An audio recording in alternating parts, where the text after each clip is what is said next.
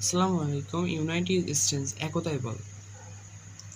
There was an old farmer. একটা বৃদ্ধ কৃষক। He had 4 sons. তার 4টি পুত্র ছিল। They always quarrel among themselves. তারা খুবই ঝগড়াটে ছিল এবং তারা একতাবদ্ধ হয়ে থাকতে পারতো না। The old man very anxious about their future. বৃদ্ধ লোকটি তাদের নিয়ে অনেক চিন্তিত ছিল। In order to teach them and value of unity, এবং তাদের বৃদ্ধ লোকটি তাদের উপদেশ দিল যে কেন তারা একতাবদ্ধ হয়ে থাকে না। One day he called his sons. একদিন তার 4 পুত্রকে ডাকলো এবং he asked them some sticks, এবং কিছু লাঠি আনতে বলল।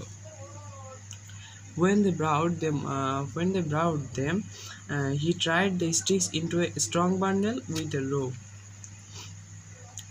এবং সেই লাঠিগুলো বৃদ্ধটি অনেকগুলো করে রশি দিয়ে বাঁধলো। Then he gave the bundle to his eldest sons and asked them to break it. এবং তার বড় পুত্রকে দিল। The boy tried hard with all his strength but could not break it. এবং সে তার সবগুলো সর্বোচ্চ চেষ্টা করে ভাঙতে পারলো না। তারা যখন লাঠিগুলো ভাঙতে পারলো না, then the old farmer untied the bundle and gave each sons a single stick. এবং লাঠিগুলো তাদেরকে আলাদা আলাদা করে সবার হাতে একটি করে লাঠি দিল এবং ইজিলি ব্রোক দ্য বান্ডেল, এবং তারা খুব সহজে লাঠিগুলো তখন ভাঙলো। If they remained united like the bundle of sticks, no one would be able to harm them. But if you quarrel and live separate, এটা বৃদ্ধটি হেসে বলল, এটা যদিও একটা শিক্ষা ছিল যা তিনি তাদের দিতে চেয়েছিল। এই শিক্ষাটি যদিও তারা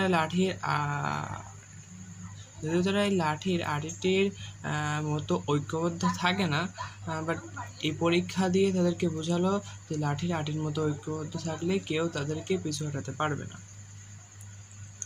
The son understand their father wise word. তার বাবার জ্ঞানগর্ভের কথা তারা বুঝতে পারলো এবং they felt ashamed of their constant quarrel and promised to live together in unity. এবং তারা ক্রমাগত ঝগড়া করার জন্য তার বাবার কাছে খুবই লজ্জিত হলো। The old farmer became very happy and pleased them.